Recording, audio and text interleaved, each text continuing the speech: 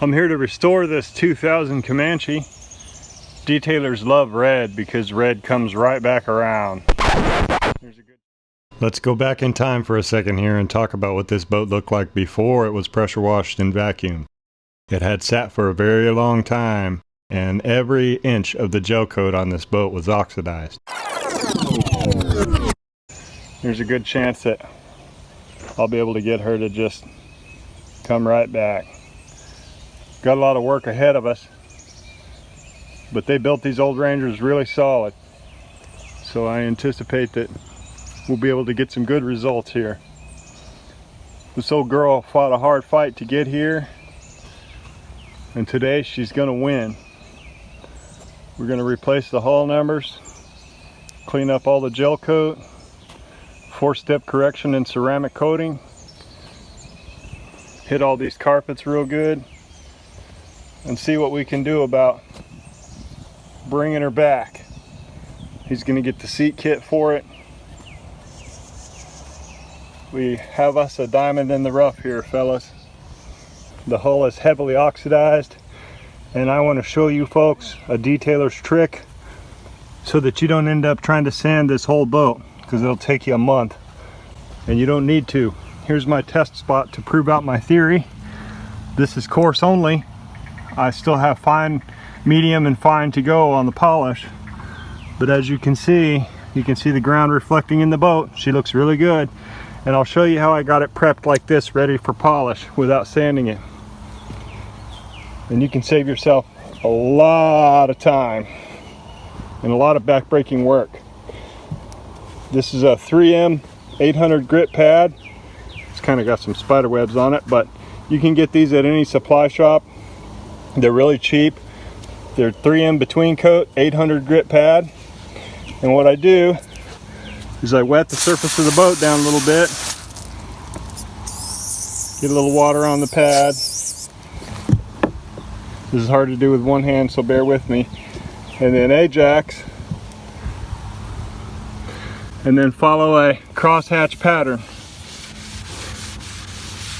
Try to go against your fingers sideways from your hand so that you don't leave finger marks in the boat. Go both directions. You can even do circles if you want to. Get her nice and clean.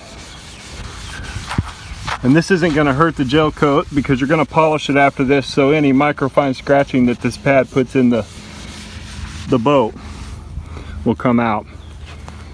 And then rinse it down and let it dry before you polish it. And I've done several test spots. I've tested here. I also applied this method to this fender, which was heavily oxidized like the other one, and did a test spot. And I did a test spot on the hull as well. Now remember, this has medium and fine yet to go, but I'm just using this method, and then I'm following up with a coarse pad and a polisher and a diminishing compound. Malco makes the best compounds, by the way. Well, the weather hasn't been really cooperating. It's been pretty wet, as everybody knows. So we brought the Ranger over here to a shop where I have a shop agreement. Thank you, Chief, appreciate you. And we're going to do the final leg of the journey here indoors, where we have plenty of coverage. Got me some breakfast. If you haven't had the breakfast sandwiches from the Llama in Quitman, I highly recommend them. These suckers are really good. So I'm going to grab me some breakfast here.